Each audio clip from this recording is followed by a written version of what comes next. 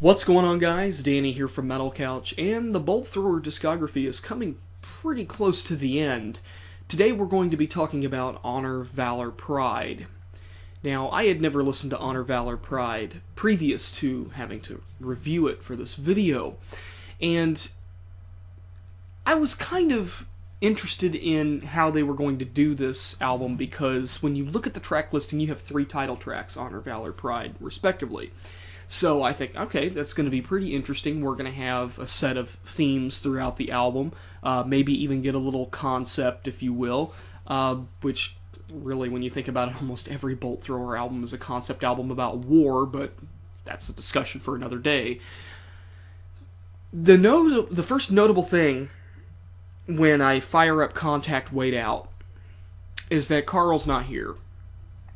Which, I like Carl. He's a solid death metal vocalist. I had no problems with his work in previous albums, and I'm not exactly sure why he's not present on this album, considering that he had finished all of his work with getting an education.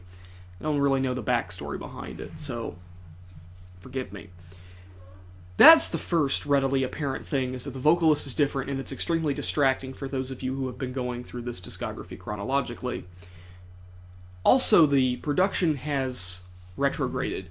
It has become, I would say it's of lower production value, but on purpose, which is never the way to do an album. It's one of my primary problems with some black metal albums, is that they purposefully make the production shit.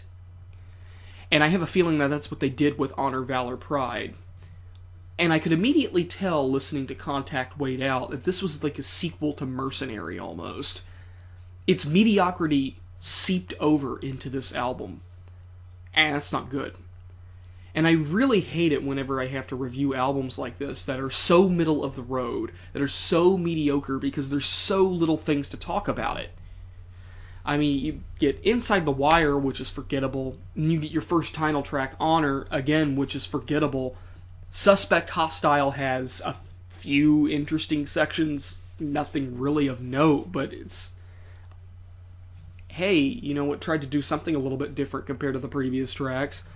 Seventh Offensive, forgettable. Valor's the only song off of this album that I would be like, here, listen to this song. I enjoyed Valor. It was definitely the highlight of the album, the only highlight, the only song that's actually worth a damn on this album, in my opinion.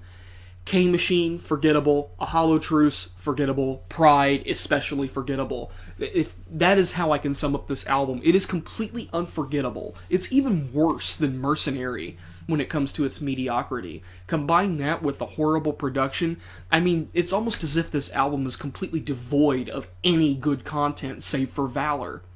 Which is unfortunate, because I go into all of these albums, Bolt Thrower albums I've never listened to, wanting to like them.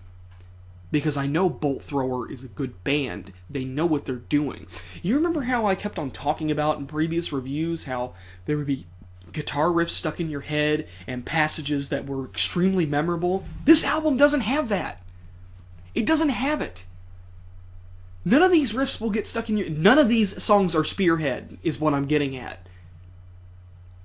And I fear, because I haven't listened to the last album, too. I think it was like Those Once Loyal is the next album I'm going to be tackling, and I fear that that album is going to be like this, because I've never listened to that one before. This album sucks. It's junk. It's the $4 album that you will find in Bolt Thrower's discography. It's just a piece of garbage. It's not good. And then I see people rating this album high, and I legitimately question their taste in metal at that point. Because this is not a good album.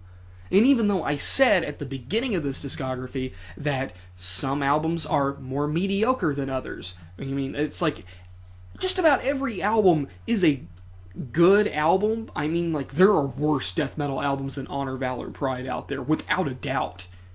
Without a fucking doubt. But when you're talking about Bolt Thrower, the standard is much higher than this. And I kind of feel like with For Victory, they kind of hit that plateau. This is the top, this is where we're going to stay, and then it's all downhill from there. I do have to give them credit, and this is a bit of a side note. They did try to record an album after Those Once Loyal, but they were dissatisfied with the material that they didn't release it, and they haven't tried to make an album since. I'm glad that they finally realized that after something like Mercenary or Honor, Valor, Pride, that they're not going to try to release an album unless they know it is worthy of their name.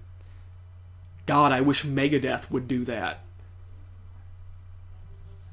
This is not a good album. I don't recommend listening to it. In my opinion, it's worse than Mercenary. It's boring.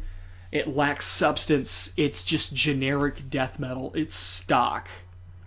Which is unfortunate because I really like Bolt Thrower and I want to like every album in their discography, but every once in a while they come back and they want to slap you in the face with this bullshit. Honor, Valor, Pride to me gets a 4.5 out of 10. It's mediocre. And combine that with the really, really bad production, it drops it below the halfway point. Highly unfortunate. Bolt Thrower, you're better than this. But what am I talking about? You guys released this album 14 years ago. Who knows what you're doing now? You guys were awesome live at MDF, so I don't really care. This is all for show. Don't listen to Honor, Valor, Pride, guys. Skip it. Go back and listen to Realm of Chaos or War Master. It's much better. For Victory is much better. So, 4.5 out of 10 for me. Danny here from Metal Couch, signing out.